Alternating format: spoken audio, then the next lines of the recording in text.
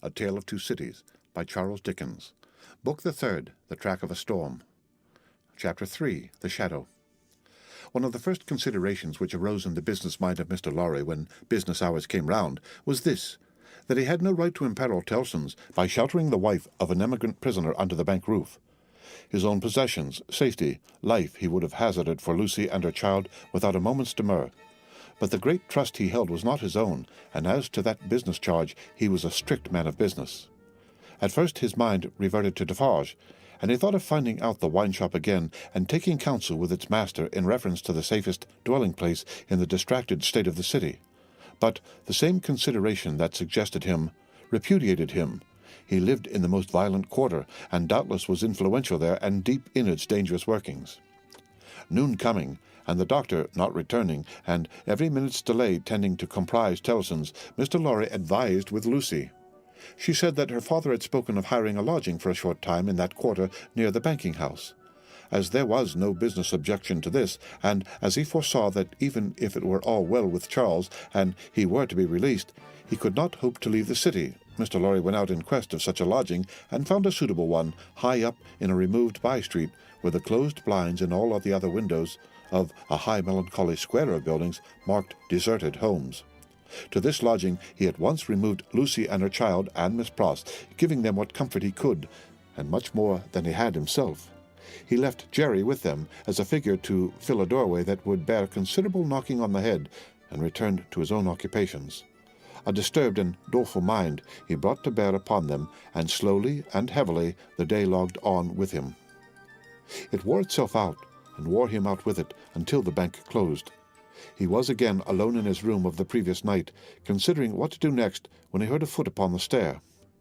In a few moments a man stood in his presence, who, with a keenly observant look at him, addressed him by his name. "Your servant," said Mr. Lorry. "Do you know me?" He was a strongly made man with dark curling hair, from 45 to 50 years of age. For answer he repeated without any change of emphasis the words, "Do you know me?" "I have seen you somewhere. Perhaps at my wine-shop?" Much interested and agitated, Mr. Lorry said, "You come from Dr. Manette?" "Yes, I come from Dr. Manette." "And what says he? What does he send me?" Defarge gave into his anxious hand an open scrap of paper. It bore the words in the doctor's writing. "Charles is safe, but I cannot safely leave this place yet. I have obtained the favor that the bearer has a short note from Charles to his wife. Let the bearer see his wife." It was dated from La Force within an hour. "Will you accompany me," said Mr. Lorry, joyfully relieved after reading this note aloud, "to where his wife resides?" "Yes," returned Defarge. Scarcely noticing as yet in what a curiously reserved and mechanical way Defarge spoke, Mr. Lorry put on his hat, and they went down into the courtyard. There they found two women, one knitting. "Madame Defarge, surely," said Mr. Lorry, who had left her in exactly the same attitude some 17 years ago. "It is she," observed her husband. "Does Madame go with us?" inquired Mr. Lorry, seeing that she moved as they moved. "Yes, that she may be able to recognize the faces and know the persons. It is for their safety."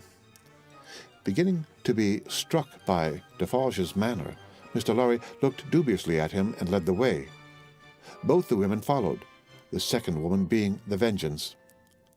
They passed through the intervening streets as quickly as they might, ascended the staircase of the new domicile, were admitted by Jerry, and found Lucie weeping alone.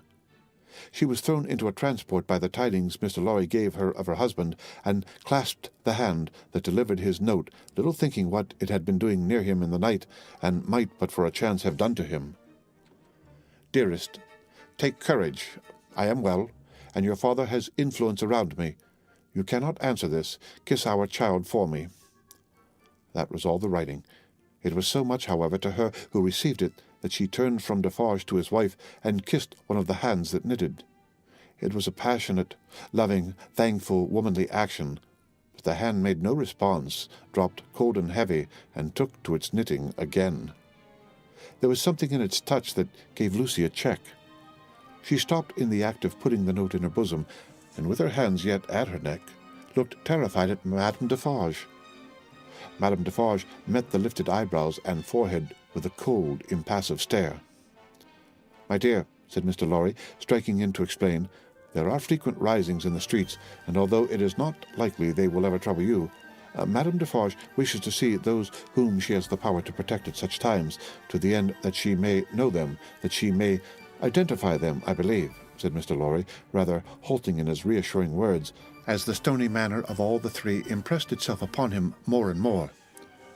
"I state the case, Citizen Defarge."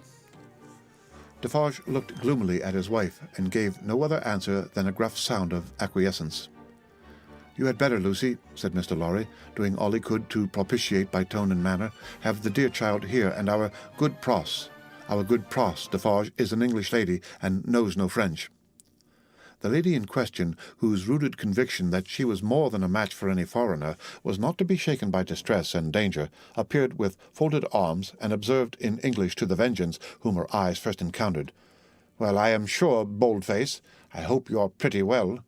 She also bestowed a British cough on Madame Defarge, but neither of the two took much heed of her. "Is that his child?" said Madame Defarge, stopping in her work for the first time, and pointing her knitting-needle at little Lucie, as if it were the finger of fate. "Yes, madam," answered Mr. Lorry. "This is our poor prisoner's darling daughter and only child." The shadow attendant on Madame Defarge and her party seemed to fall so threatening and dark on the child that her mother instinctively kneeled on the ground beside her and held her to her breast. The shadow attendant on Madame Defarge and her party seemed then to fall, threatening and dark, on both the mother and the child. "It is enough, my husband," said Madame Defarge. "I have seen them. We may go." But the suppressed manner had enough of menace in it, not visible and presented, but indistinct and withheld to alarm Lucie into saying, as she laid her appealing hand on Madame Defarge's dress, "You will be good to my poor husband. You will do him no harm. You will help me to see him if you can." "Your husband is not my business here," returned Madame Defarge, looking down at her with perfect composure. "It is the daughter of your father who is my business here. For my sake, then, be merciful to my husband. For my child's sake, she will put her hands together and pray you to be merciful. We are more afraid of you than of these others." Madame Defarge received it as a compliment, and looked at her husband.